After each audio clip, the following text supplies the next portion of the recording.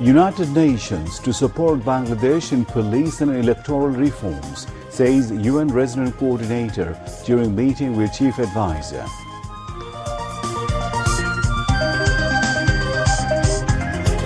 Academic activities of Dhaka University resumed today after closure of more than 3 months. The campus now bustling with students.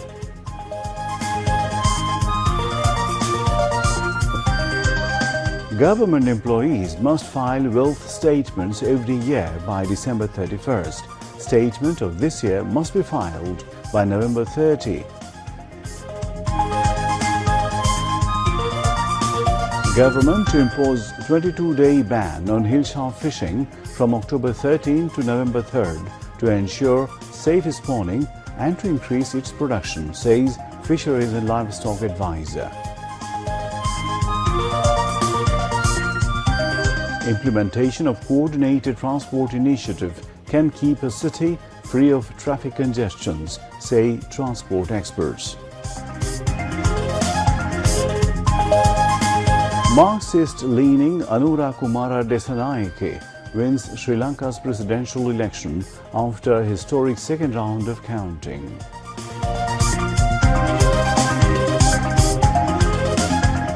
And Bangladesh lose to India by 280 runs in Chennai Test.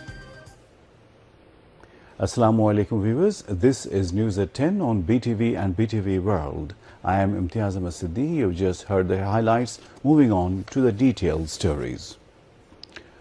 The United Nations will support Bangladesh in wide-ranging areas, including police and electoral reforms, as the interim government rolls out major restructuring of the country's institutions. The United Nations Resident Coordinator Gwen Lewis said this while she paid a courtesy call on Chief Advisor Professor Mohammad Yunus at his Tejgaon office today. During the call-on, they discussed reforms, corruption, floods, Rohingya crisis and the UN-led investigation on the July-August carnage. Gwen Lewis expressed her support for the reform initiatives undertaken by the interim government, and she thanked Professor Yunus for taking up extraordinary role as the head of the post-revolution administration. Gwen Lewis inquired about the reforms in the security forces, including police administration. The chief advisor said the government has made police reform a top of its priorities. The chief advisor said the government was also committed to setting up an integrated national IT system which will ease hassles and cut corruption in the country. He said the government has also formed a commission to make major reforms in the electoral system so that votes can be held in a free and fair manner. Lewis said the UN-led investigation team has already started working on the murders and mayhem committed during July and August. Professor Yunus sought UN help for instituting an early warning system for floods in South Asia. They also discussed environmental, climate change and the Chittagong hill tax issues, with Lewis outlining the aid work the UN agencies have done in the 3 hill districts. Iran is willing to strengthen bilateral relations with Bangladesh in various areas, including trade and commerce, culture, energy, education and health. The interest was shown when Iranian ambassador in Dhaka, Mansour Chavushy, paid a courtesy call on Chief Advisor Professor Mohammad Yunus at his office today. During the meeting, both sides exchanged views on issues related to mutual interests. The Iranian envoy conveyed support and cooperation of the Iranian government to the interim government. He expressed desire to take forward the bilateral engagements, especially in economic areas including trade and commerce, culture, energy, education and health. Chief Advisor Professor Yunus welcomed the Iranian gestures and thanked Iran for supporting Bangladesh on the Rohingya issues in the global forum. Meanwhile, Chief Advisor Professor Mohammad Yunus today sought Danish support to labour reforms and mangrove research, saying these two are some of the top priorities of Bangladesh's interim government. He sought the support when Danish ambassador to Bangladesh, Christian Brix Moller, paid a courtesy call on him. The Danish ambassador congratulated the chief advisor on taking the leadership of the interim government. He also handed over the original congratulatory letter from the Danish Prime Minister, Mette Frederiksen, to the chief advisor. Dhaka University has reopened today after a closure of more than 3 months. Academic activities have officially started from the morning. However, classes have started in some departments, if not in all departments. The university campus is now full of students. Vice-Chancellor of the university, Professor Dr. Niyaz Ahmed Khan, said that the university authorities are working to reduce the session congestion caused by the long closure. Earlier, the teachers of the university observed 1 minute silence in memory of the martyrs of the mass uprising. All government employees have to file wealth statements for the financial year 2023-24 by November 30 this year. Senior Secretary of Public Administration Ministry, Dr. Mohammad Mukhlisur Rahman, today said this while addressing a press conference at the conference room of the ministry today. He also said, however, from next year, the wealth statements of each financial year must be submitted by December 31. The Senior Secretary said that submission of wealth statements for government employees is mandatory from now on, adding the wealth statements would have to be submitted to the concerned authorities in a sealed envelope. It will be considered as a punishable offence under Rules 1979 if any misinformation is included in the wealth statement. In order to ensure safe breeding of hilsha, the government has decided to impose a ban on catching, transporting, selling and holding of hilsha for 22 days beginning on October 13. Fisheries and Livestock Advisor Farida Akhtar said this at a meeting of the National Task Force Committee on Development of Hilsha at the Secretariat today. She said the ban on catching will continue till November 3rd. The decision was taken to ensure smooth breeding as hilsha cannot come to river from the sea due to pollution and lack of river dredging, she added. The advisor also said that the Fisheries and Livestock Ministry is against export of hilsha. However, the government will go for action if the price of hilsha is hiked due to the news of export. IMF country representative for Bangladesh, Jendu Day, paid a courtesy call on finance advisor Saleh Ahmed at his office today. They talked about various bilateral issues. Later, speaking to journalists, Saleh Ahmed said the resident representative of IMF informed that they will assist in reforming various institutions and agencies of the country. French ambassador to Bangladesh, Marie Matsupui, and South Korean ambassador Park Young-sik also paid separate courtesy call on finance advisor Saleh Ahmed at the Secretariat today. During the call-on, they discussed various bilateral issues. Meanwhile, country director of the International Fund for Agricultural Development, Valentin Achancho, paid a courtesy call on finance advisor Saleh Ahmed in the afternoon. They discussed various technical assistance for developing the agricultural sector in Bangladesh.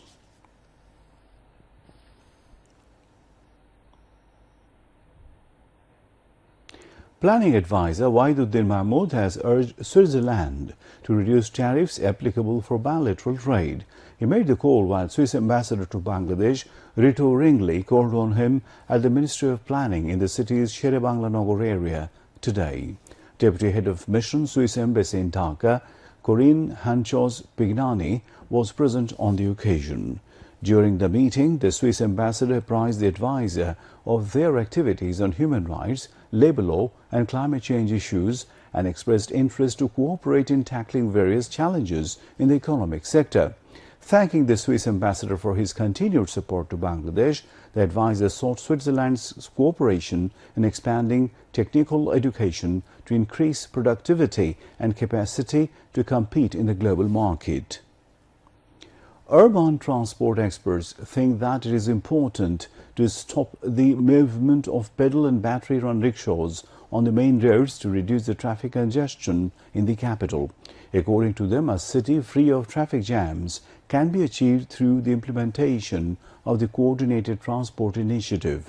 As a long-term initiative, the urban planners also propose to bring all the buses plying in Dhaka under one company.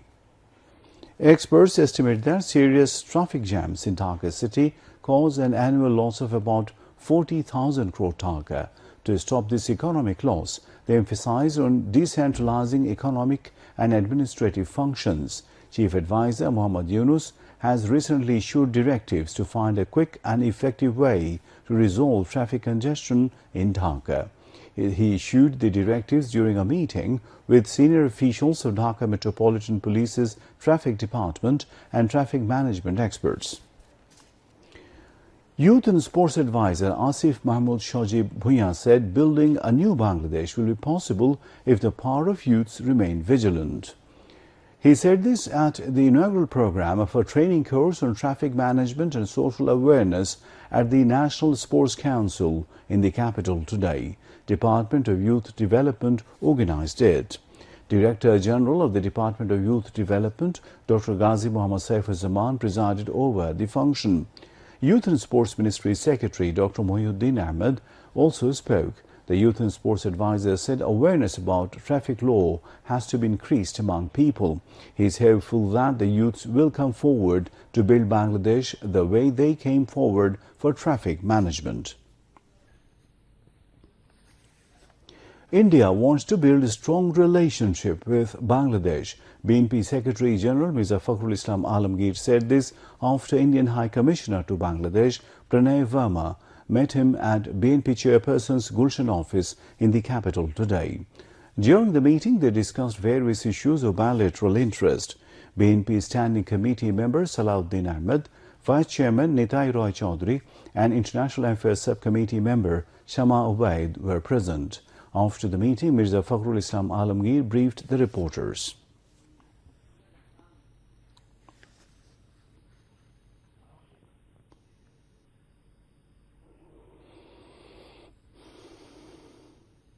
বাংলাদেশের সঙ্গে তারা সম্পর্ক আরো দৃঢ় করতে চান বিশেষ করে এই পরিবর্তনের পরে নতুন যে অন্তর্বর্তীকালীন সরকার আছে তাদের সঙ্গে তারা ইতিমধ্যেই যোগাযোগ করেছেন কথা বলছেন আমাদের সঙ্গেও তারা তাদের দেশের রাজনৈতিক দলগুলোর যে সম্পর্ক সেটাকে দৃঢ় করতে চান এই অবস্থা তারা তৈরি করছেন Now international news.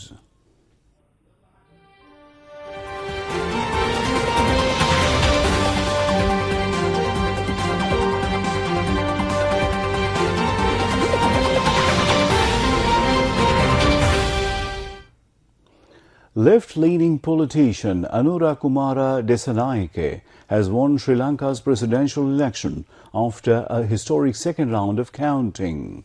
No candidate won more than 50% of the total votes in the first round, where Desanaike got 42.31%, while his closest rival, opposition leader Sajid Premadasa, got 32.76%.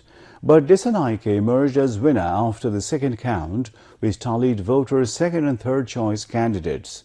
Opposition leader Sajid Premadasa finished second. Incumbent President Ranil Wickremesinghe came third and eliminated after the first round. The election on Saturday was the first to be held since mass protests unseated the country's leader Gotabaya Rajapaksa in 2022 after Sri Lanka suffered its worst economic crisis. At least 11 Palestinians killed in Israeli attacks across Gaza in the past few hours. Israeli forces killed at least 30 Palestinians in Gaza on Saturday, including 22 displaced Palestinians in an attack on the Zaytun school in Gaza City. At least 41,391 Palestinians have been killed and 95,760 injured in Israel's attack on Gaza since October 7, 2023. Meanwhile, Israel's military launched 400 attacks on Lebanon on Saturday, and Hezbollah fired rockets at the Ramat David base near the city of Haifa in their largest exchange of fire since the war in Gaza began. The United Nations coordinator for Lebanon warned that the region is on the brink of an imminent catastrophe resulting from the war. An explosion at a mine in eastern Iran has killed at least 51 people and injured 20. Iranian state television reported that several workers were still trapped. The blast took place due to a methane gas leak at a coal mine run in an area some 540 kilometers southeast of the capital, Tehran. According to the report, at least 69 people were working in two blocks, B and C, of the mine when the sudden gas leak occurred at 9 p.m. on Saturday. Disaster Management and Relief Advisor Farooq Azam Bir Pratik today received checks of 1,54,18,780 taka from various organizations and individuals as donation to help the victims of recent floods. He received the checks on behalf of the Chief Advisor at his office in the Ministry of Disaster Management and Relief. The advisor thanked individuals and organizations for standing beside the flood victims.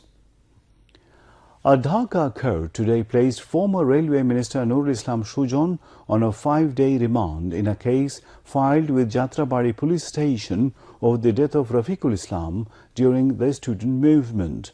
Besides former Minister Dipu Moni, Rashid Khan Menon, State Minister Junaid Ahmed Polok, Hassanul Haq Inu, former IGP Chaudhry Abdullah Al Mamun, former Additional Attorney General Mehdi Hassan, journalist couple Farzana Rupa and Shakil Ahmed were shown arrested today in two separate cases filed with Adabor and Tejgaon police stations.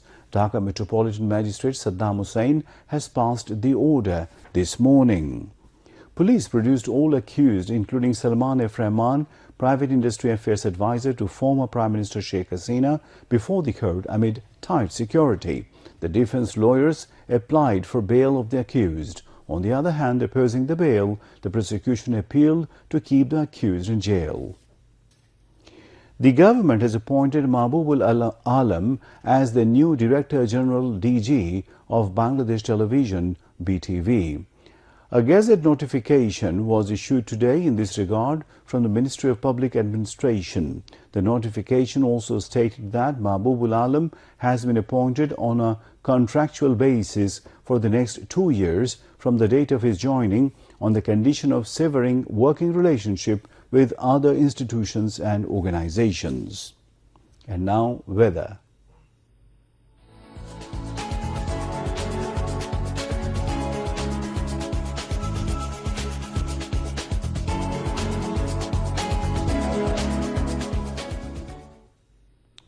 Met Office in its weather forecast till 6 p.m. tomorrow said light to moderate rain or thundershowers accompanied by temporary gust of wind is likely to occur at many places over Rajshahi, Mymensingh, Khulna, Borishal and Chattogram divisions and at a few places over Rangpur, Dhaka and Sylhet divisions. Besides, moderately heavy to heavy falls likely to occur at places over the country.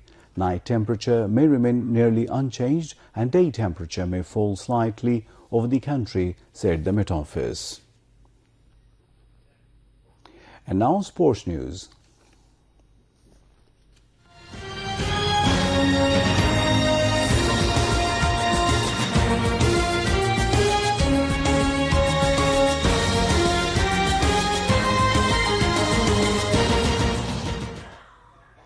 Bangladesh lost to India by 280 runs in the first test of the two-match series in Chennai today. As a result, the Tigers trailed by 1-0 in the series. Bangladesh started their fourth day's batting with the overnight score of 158 for 4 to chase their victory target of 515 runs. The Tigers were all out on 234 runs in their second innings. Earlier, India were all out for 376 runs in the first innings. In reply, Bangladesh were bowled out for 149 runs. India declared their innings at 287 for 4 with centuries from Shubman Gill and Rishabh Pant.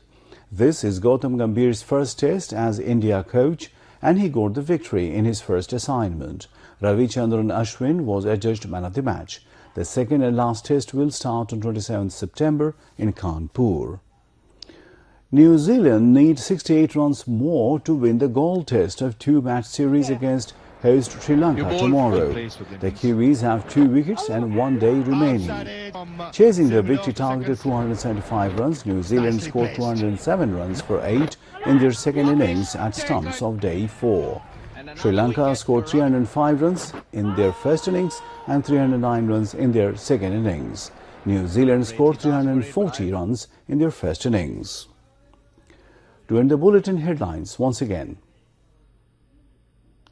United Nations to support Bangladesh in police and electoral reforms, says UN Resident Coordinator during meeting with Chief Advisor.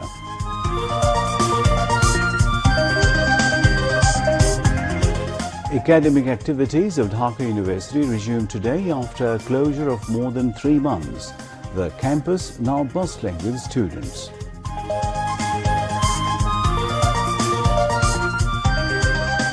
Government employees must file wealth statements every year by December 31st. Statement of this year must be filed by November 30th.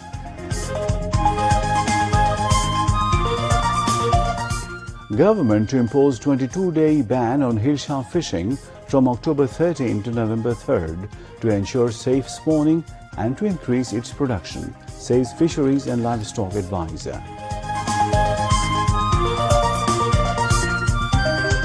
Implementation of Coordinated Transport Initiative can keep a city free of traffic congestions, say transport experts. Marxist-leaning Anura Kumara Desanayake wins Sri Lanka's presidential election after a historic second round of counting.